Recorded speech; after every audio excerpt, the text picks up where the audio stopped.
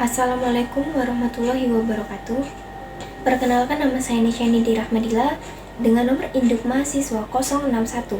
Di sini saya akan menyampaikan kembali materi yang telah saya pelajari dan saya pahami minggu lalu mengenai teori-teori belajar yang mendukung menggunakan pembelajaran berbasis IT, media pembelajaran berbasis ICT.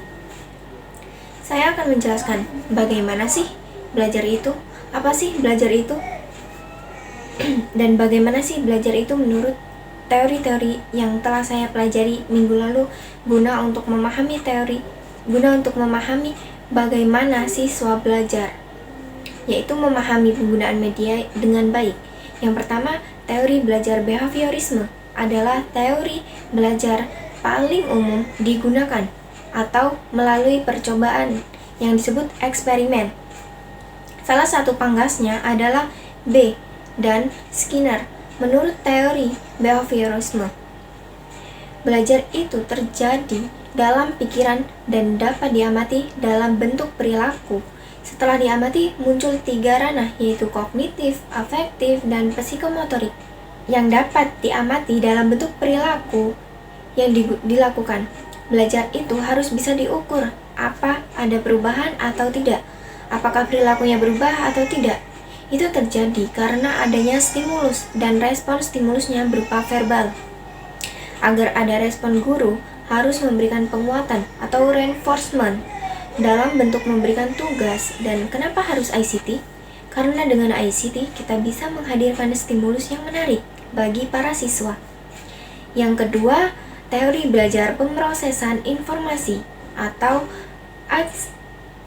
Atkinson-Shiffrin. Menurutnya, belajar adalah menyandikan informasi ke dalam memori manusia seperti layaknya komputer menyimpan sebuah informasi. Adapun 3 jenis penyimpanan: register sensori atau menerima informasi, memori jangka pendek atau memori kerja untuk menahan sementara. Yang ketiga, memori jangka panjang atau LTM untuk menyimpan informasi tanpa batas. Jadi, belajar dapat disimpulkan dari perilaku orang itu sendiri. Maka ketika pengetahuan sudah masuk ke memori jangka panjang, maka sewaktu-waktu bisa dipanggil dan diingat-ingat dengan cepat. Karena dengan ICT, pembelajaran menjadi lebih menyenangkan. Selanjutnya, yang ketiga, teori perilaku kognitif. Robert mengatakan bahwa belajar itu harus menyediakan kondisi yang optimal. Menurut Robert, belajar harus ada persyaratannya. Adapun jenis keterampilannya yang berbeda, misalnya konsep, aturan, dan pemecahan masalah. Menurut kondisi belajar yang berbeda, teori ini menyebutkan bahwa pembelajaran mencakup 9 peristiwa. Pembelajaran yang berbeda sesuai dengan jenis keterampilannya yang diajarkan dan pendekatan hierarki keterampilan yang menyajikan keterampilan sederhana dan membangun keterampilan yang kompleks. Yang keempat, teori sistem desain, pembelajaran sistematis, Gagne dan Brinks. Belajar itu adalah sebuah sistem untuk mengelola sebuah informasi dan teori behavioral kognitif. Komponen atau sistem ini saling terkait. Komponen ini juga harus dirancang secara terstruktur dan sistematis. Contohnya yaitu guru membuat RPP. Di dalamnya ada waktu, metode, teknik, langkah-langkah pembelajaran, dan ada pula penilaian dan lain-lainnya.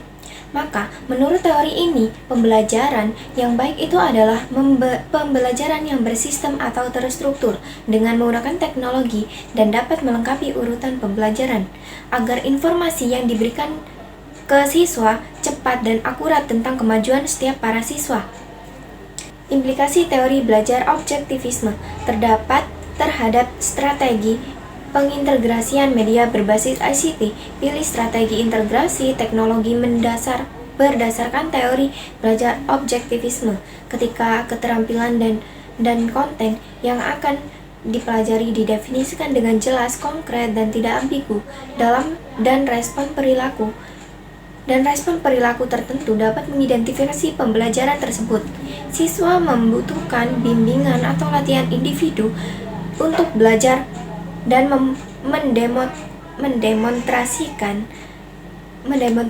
keterampilan prasyarat. Yang selanjutnya yaitu siswa perlu memperoleh keterampilan secepat dan seefisien mungkin.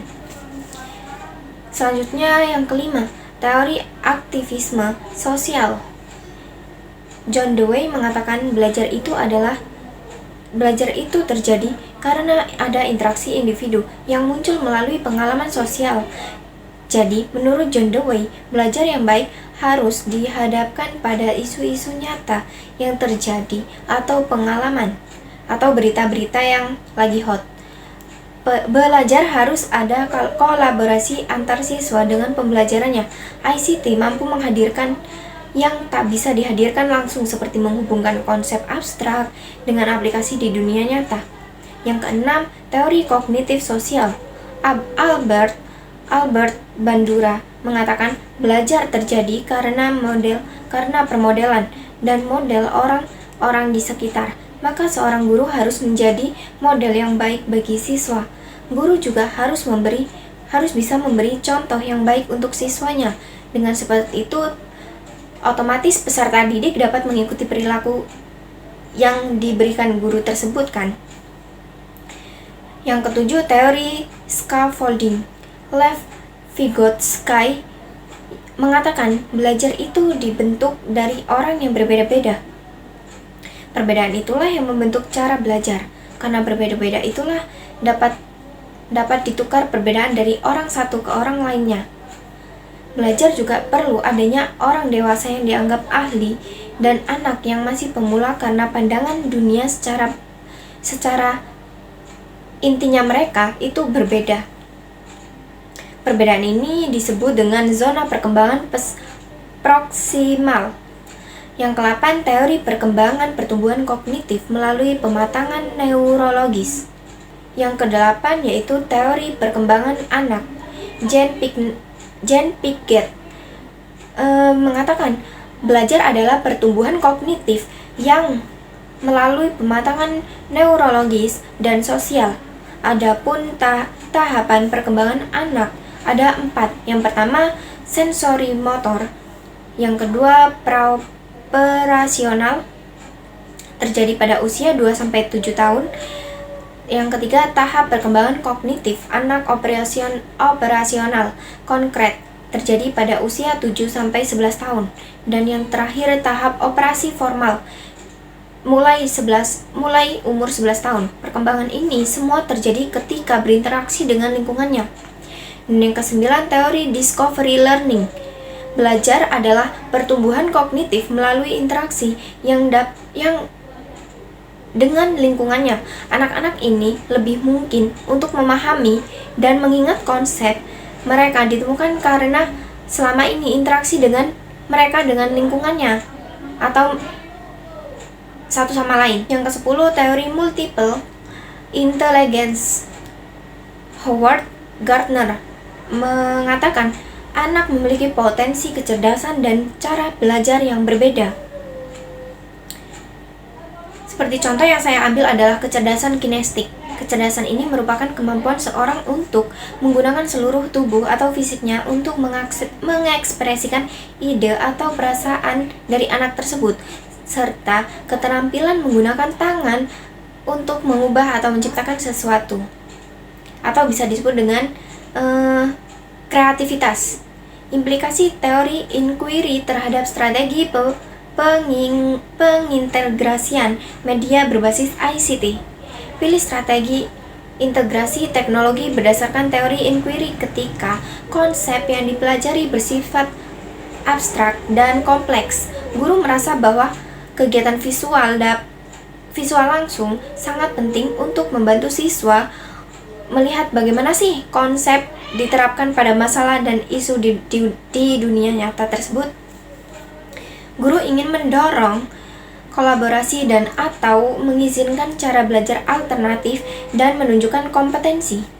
Guru ingin menggunakan model dan model diri untuk meningkatkan motivasi belajar siswa. Ada waktu untuk memungkinkan eksplorasi tidak terstruktur untuk memotivasi siswa dan membantu mereka menemukan minat mereka sendiri atau minat mereka masing-masing. Baik, terima kasih. Cukup sekian materi yang dapat saya sampaikan. Kurang lebihnya seperti itu. Dan saya mohon maaf jika terdapat kesalahan dan dalam menyampaikan materi tersebut. Wassalamualaikum warahmatullahi wabarakatuh.